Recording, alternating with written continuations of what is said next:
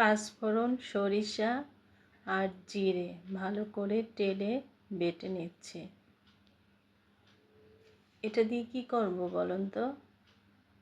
আচার তৈরি করব। আর আচারটা কিন্তু বোম্বাই মরিচের হবে। অনেকেই হয়তো এই মুহূর্তে ভিডিওটা দেখা বন্ধ করে দিয়েছেন। বোম্বাই মরিচের আচার আবার খাওয়া যায় নাকি? এত ঝাল। কিন্তু কি বলবো বলেন তো, যখন না একটু কি বলে যে মুড়ি মাখানো হয় বা খিচুড়ির সাথে যদি একটু ঝাল ঝাল বোম্বাই মরিচের আচার হয় না, তাহলে সেই স্বাদটা আসলে বোঝানো যাবে না যে কতটাই মজা হয়। তো আমি ওখানে মশলা রেডি করে নিয়েছি আর তেঁতুলের কাত করে নিলাম। আর রসুন এখানে ছেঁচে নেব, শুধু একটু মানে ফাটিয়ে দেওয়ার চেষ্টা, কিন্তু আস্তই থাকবে কারণ ওটা তেলে পড়লে নরম হয়ে যাবে। তো এই যে হালকা একটু ছেঁচে নিয়েছি, আপনারা চাইলে বেশিও করে নিতে পারেন। তো একটু গালে পড়লে ভালোই লাগে রসুনটা আস্ত আস্ত। তো এখন সরিষার তেল দিয়ে দিচ্ছি, মোটামুটি একটা আন্দাজ করে দিয়ে দিলাম।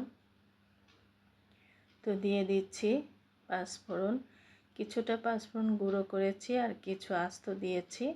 এরপর রসুনটা দিয়ে দিলাম।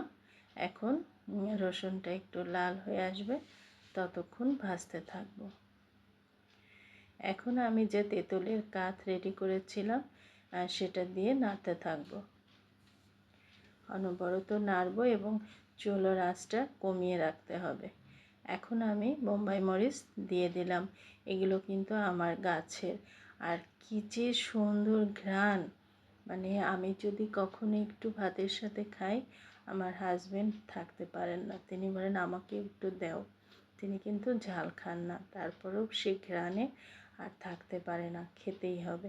তো ফাঁকে আমি কিন্তু লবণ দিয়েছি, এবার দিচ্ছি চিনি।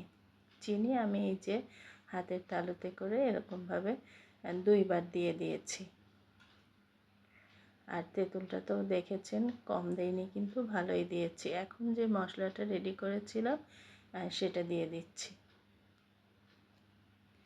তারপরেও টক মিষ্টিটা নিজেদের পছন্দ মতো দিয়ে নেবেন। কেউ কম খায়, কেউ বেশি খায়, যার যার পছন্দ মতো দিয়ে দেওয়াটাই ভালো। এখন মরিচগুলোকে আমি খুন্তির সাহায্যে এরকম একটু কেটে কেটে দিচ্ছি, কারণ ওটা তো পুরো আস্ত। একটু কেটে দিলে যে এরকম ডেবে যাবে, আর সিদ্ধও হয়ে আসলে ওটা নরম হয়ে যাবে, কিন্তু আস্তই থাকবে।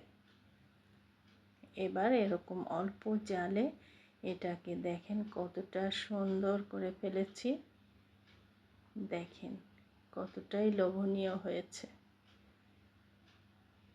অনেকটা কিন্তু খাওয়া লাগে না, খুব সামান্য পরিমাণে একটু নিয়ে ভাতের সাথে, গরম ভাতের সাথে আলু ভর্তা অথবা খিচুড়ি অথবা একটু ঝালমুড়ি, এর সাথে কিন্তু খুবই টেস্ট লাগে। আপনারা যারা তৈরি করেছেন তারা তো করেছেন, যারা করেননি তারা তৈরি করে দেখবেন, খুবই ভালো লাগে। ঝালের পরিমাণ একটু বেশি, কম খেতে হবে।